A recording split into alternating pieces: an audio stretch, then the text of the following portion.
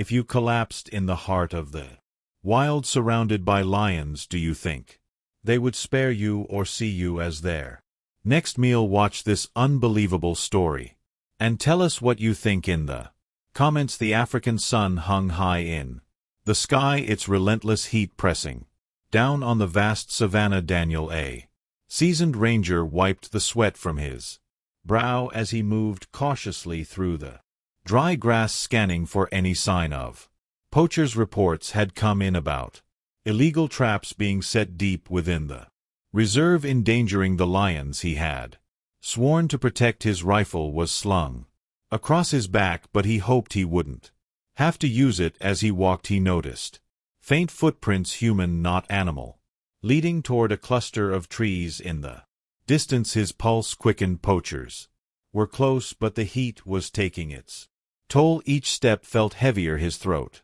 parched from dehydration. His radio crackled, but then went silent. No signal. Still he pressed on, determined to find the traps before nightfall. He had no idea that his body was nearing its limit. The mission was dangerous, but he had faced worse until now. The relentless sun beat down on Daniel's back as he pushed forward through the tall, dry grass. His canteen was nearly empty, and every breath felt like he was inhaling fire. He had been walking for hours, tracking signs of poachers, but the brutal heat was sapping his strength. His boots felt heavier with each step, his vision slightly blurred from dehydration.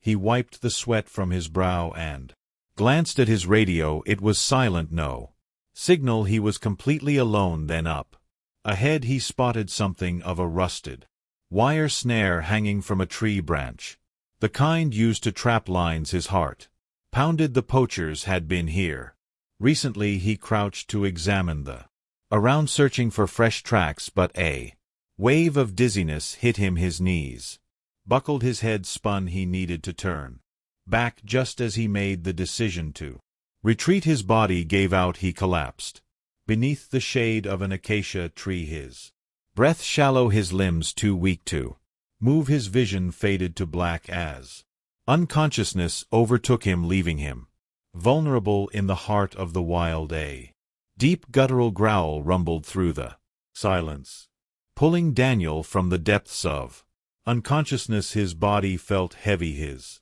throat unbearably dry, but instinct forced his eyes open. Blurred shapes moved around him, golden in the fading sunlight. His sluggish mind struggled to process the sight before him. A massive lion stood just feet away, its amber eyes locked onto him. Beside it, a lioness watched cautiously, her muscles tense, while a small cub peeked from behind her legs. Fear jolted through Daniel, but his body refused to move. He was defenseless.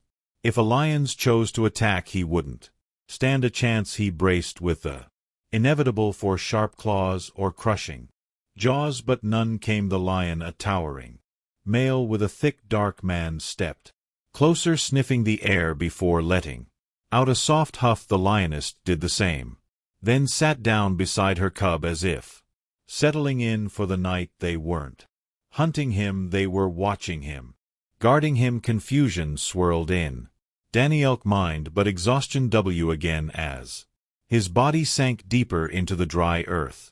He realized something incredible. The lions weren't his enemies, they were his protectors. Daniel's mind drifted in and out of consciousness, but in the haze of his exhaustion a memory surfaced, one from years ago. Deep in this very reserve he had been younger than newly stationed, when he heard the desperate cries of a trapped lion cub racing toward the sound. He found a tiny, terrified cub and snared in a poacher's wire trap. The mother, a powerful lioness, paced nearby, her anguished roars filling the air. Daniel knew the risk, but he couldn't leave the cub to die slowly.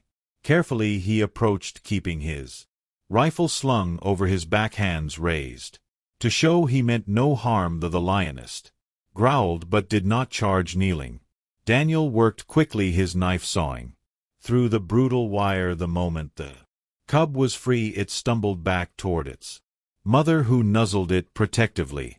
Before turning her gaze to him it was not a look of threat but of understanding. That memory now burned in his mind as he lay weak beneath the acacia tree. Could be the massive lion standing over him, watching him now. Was that same cup all grown up, a bond long forgotten had not been broken. Instead it had come full circle. The afternoon sun cast long golden rays across the savanna, the air thick with heat and the hum of distant insects. Daniel remained motionless beneath the acacia tree, his body weak yet his mind sharpened by the presence of the lions. The massive male Kono sat a few feet away, his golden eyes gleaming in the fading daylight. The lioness and her cub nestled close to him, their bodies relaxed yet their ears flicked at every distant sound. They were standing guard. A pair of hyenas prowled at the edge of the clearing, their eerie giggles breaking the stillness. Normally Daniel would reach for his rifle, but he had no strength, no way to defend himself. He didn't have to. Ku lifted his head, let out a deep resonant growl, and in an instant the hyena is slunk away. It was then that Daniel understood he was not just being observed, he was being protected. Whether it was instinct, recognition, or something deeper, these lions had chosen not to harm him but to shield him. His fate was no longer in his own hands. He was at the mercy of the wild, yet safer than ever before. With that realization, exhaustion claimed him once more, and he drifted into an uneasy sleep as the sun rose over the savanna. A growing sense of unease spread through the ranger station. Daniel was missing. He hadn't checked in, and every second that passed increased the danger he might be in. His fellow rangers, led by his closest friend Mark, quickly prepared for a search. They knew the risks: poachers, dehydration, or even a predator attack.